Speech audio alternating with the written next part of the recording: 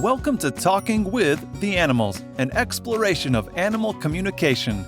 Join animal communicator, craniosacral therapist, and NES practitioner Caroline Pope as she discusses how to understand other species as they truly are, not just from the human perspective. That's right, Mecco.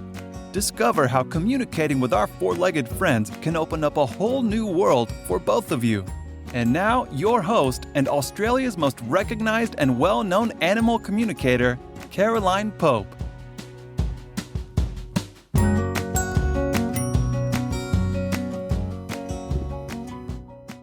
Hello, and welcome to another episode of Talking with the Animals. I'm your host, Caroline Pope. Thank you for joining me. Today, before I start on our topic, I'd just like to say a huge thank you to each and every listener. Having done now over 50 podcasts. I'm not quite sure where that all went, but at any rate, I do appreciate each and every one of you for getting back to me, emails, messages, suggestions, feedback, and just general support. I may not always be able to respond in a timely manner, but I do appreciate each and every person that contacts me and everybody that listens. Today, I want to cover a topic that can be fairly sensitive for some people. It's people like to think that they're doing something for their animal. But the reality in a lot of cases is that they're actually doing it for themselves, not for the animal. I'm going to cover 6 cases here, 2 horse, 2 dog, 2 cat. And I'd be interested in your feedback, just having a think about what it's all about and who are we doing it for. The first horse is a 20-year-old thoroughbred.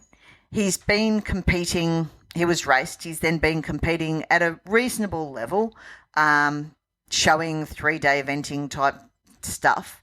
He's had intermittent lamenesses that have, of course, got worse over time, as we all do. He's had a pretty cushy life until recently when he's been told, the owners have been told, that he really does need to be retired or just go into light trail riding.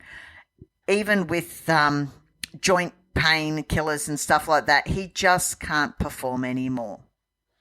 Now, the owner was very proudly telling me that she's found a horse retirement farm in the mountains for him, which sounds lovely. But when I started delving into it, this is somewhere that the horses can go. And basically it's a large group paddock. Yes, he'll be with other horses. Thoroughbreds are very fine skin. For those of you that aren't horsey, they generally require quite a bit of rugging. They don't grow a whole lot of coat. This place is in the mountains. Now, a 20-year-old horse with joint problems who has always been rugged is not going to cope on a reasonably steep hill without a rug. The gentleman throws them hay, absolutely, but no hard feed. This is a horse that's had hard feed every day and been visited by a very dedicated owner daily. But because he can no longer perform, she wants to basically put him out somewhere where he's going to be really cold, being realistic, very sore. He's not going to have medications. He's not going to be in work. So, of course, as he loses his muscle tone, the joint issues and the muscular issues are going to be more pronounced. Quite frankly, if she's not prepared to give him honourable retirement, rugged and fed, I think the kindest thing would be to euthanize him. But she can't bring herself to do that. She claims she loves the horse. So she's going to send him off, out of sight, out of mind. It's a 4-hour drive, so it's not like she's going to be seeing him once a week. Who is she really doing this for? Because really, I don't think this is for the horse. The second horse is a 5-year-old warm blood. Stunning looking horse that this lass bought to do eventing.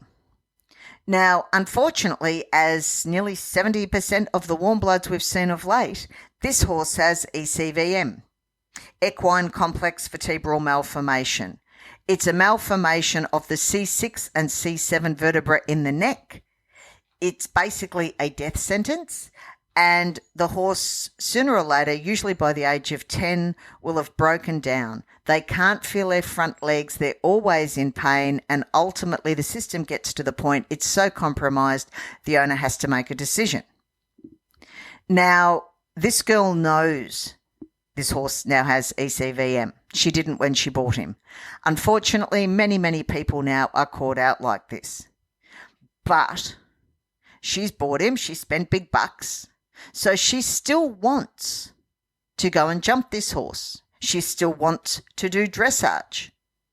She thinks she'll get a few years out of him. As I've pointed out, just because he's not dead lame and completely compromised does not mean this horse is not in pain. These horses have a lot of neurological pain, a lot of nerve pain, because basically everything isn't where it should be due to the malformation of the vertebra. All the muscle attachments and so forth aren't there, and the way this guy is twitching at the wither, I suspect 1 in 10 don't have a first rib. So all the attachments and all the musculature that should be going on a normal skeleton have had to patch themselves up into different places. And I understand she spent a lot of money. I understand she wants to compete. But knowing that this horse is compromised, knowing that he already has pain levels and on some days, particularly wind, can be unpredictable, why is she choosing to ride him at all, knowing he can't feel his front feet and that his system is compromised? And yet this is a well-treated horse. She loves the horse, or more correctly, I suspect, what the horse can do for her. I understand that she's lost a lot of money, but who is she doing it for? This is not in the horse's best interests. Puppy dogs. One of my friends, actually, we had quite a stand-up talk about it the other day. Got a lovely border collie. He's about, I think he'd be getting close to 10 now, getting a bit arthritic, particularly in the feet, as a lot of them do as they get older. And of course, the old no hoof, no horse, the moment your feet are sore, wear a pair of shoes that don't fit and you'll know what happens in a fairly short order to the rest of the body. Now, when we go jogging, we wear fairly expensive a lot of the time, professional joggers, shoes that cushion the road from our joints.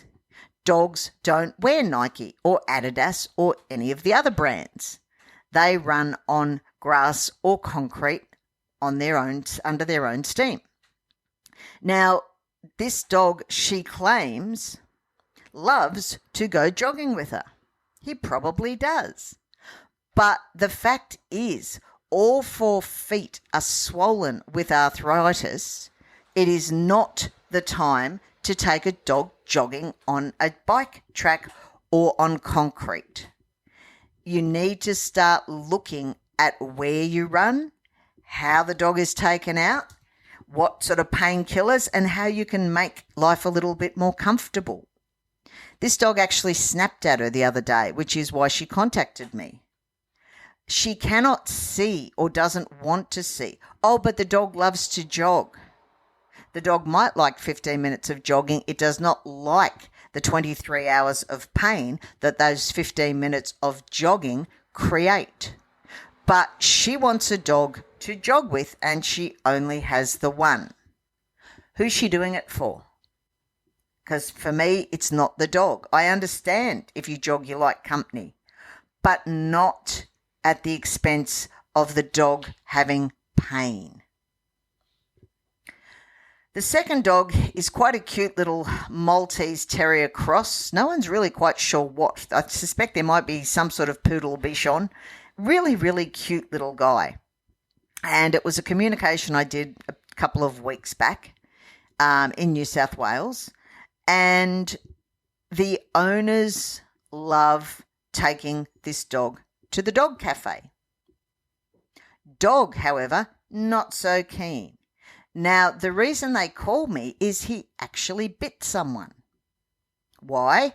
Because they took him to a very, very busy shopping area that has bistro type stuff for breakfast on a Sunday morning, as many people do, Sunday brunch. And they sat the dog next to them to have the proverbial puppuccino or whatever else dogs have, and someone stood on the dog. And when I said to her, well, why wasn't he under the table? Oh, there was another dog there. And I went, yours? Someone you knew? Oh, no, that was a stranger. We just sat on the same table. So you're jamming a dog in a super tight area with another dog under the table growling at it because it wants to hide from under the table and doesn't want anybody else there. It's absolutely jam-packed. And your dog gets stood on. Oh, but he loves going for breakfast. He loves his pancake. And why can't you give him a pancake at home? Oh, but he loves going out for breakfast. We take him every week. And does he go running? Oh, no, he usually wants to lie in bed on a Sunday morning. He doesn't always, we have to get him up and take him. Well, isn't that telling you that perhaps the dog would prefer it if you brought his pancake home in a doggy bag? Oh, but I like taking my dog to breakfast.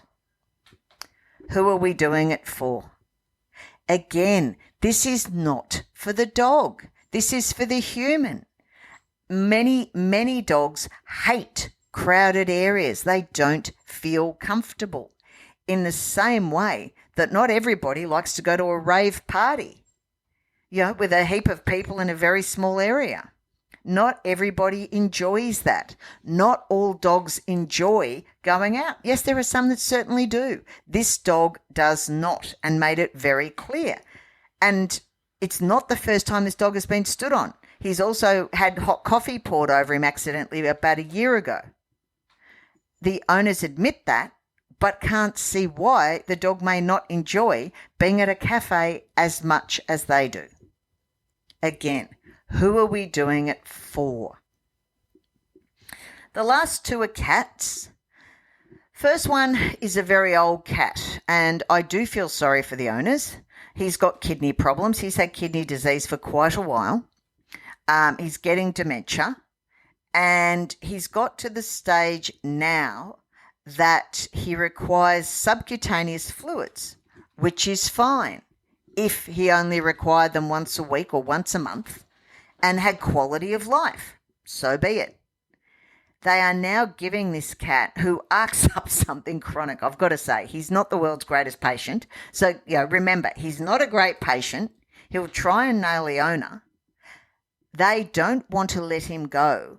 So he's having to undergo subcut fluids, which can be quite painful. IV's much more comfortable, every second day. But does this make the cat feel a lot better? No, he's got past that point. He needs to go. But she can't bear to let him go, and she can't bear to be without him. And really, if he has the subcut fluids, then he won't be dehydrated. Who's she doing it for? It's not for the cat. He's nearly 19. It's a classic case of just because it can be done doesn't mean it should. The cat's never been good to handle. She needs to let him go and let him have a bit of respect and a bit of dignity. Unfortunately, she doesn't always see it the way we do, and I just hope she doesn't keep prolonging or the vet makes the call for her. The last one is, I've got to say, I can relate to this. I hate dentists. Kudos to my guy. He's fabulous, but he knows he's only going to see me about once every 10 years. I'm dental phobic. This cat is 5 years old. He's gone right off his food. He was a rescue. He's gone off his food. He's had a look at the vet. They have taken him to the vet because he didn't want to eat. and his mouth is atrocious. This cat is in a huge amount of pain with a couple of really, really rotten teeth and a raging mouth infection. Now, the owner says, oh no, he doesn't like vets and he wouldn't like an anaesthetic. So, she doesn't want to put him under to get his teeth done. Now, that's not about the cat. The cat needs to have those teeth out. And as soon as you've got any infection in their mouth or gingivitis, you've got constant infection filtering through the system, it's going to hit the weakest organs of the body. With cats, that's usually kidney. With dogs, that's usually heart. So she's actually setting the cat up for a whole lot of other health problems. She's saying, oh, couldn't you just take them out without an anaesthetic? No. The cat's going to be in a huge amount of pain. He's not going to lie there and say, And quite frankly, I'd love an anaesthetic when I went to the dentist. I think that's a fabulous idea. It's what the cat needs, but she doesn't think she could bear to give him an anaesthetic in case he died. Quite frankly, if she doesn't, he will die as a result of. But again, you can't tell people that. They don't want to hear it. Apologies if you can hear Mecco barking in the background there. Who is she doing it for? Because really, it's not for the cat. Now, the reason I understand these are extreme examples, but the reason I'm bringing them up is for us all to have a really good think about decisions we make for our animals. Who are we really doing things for?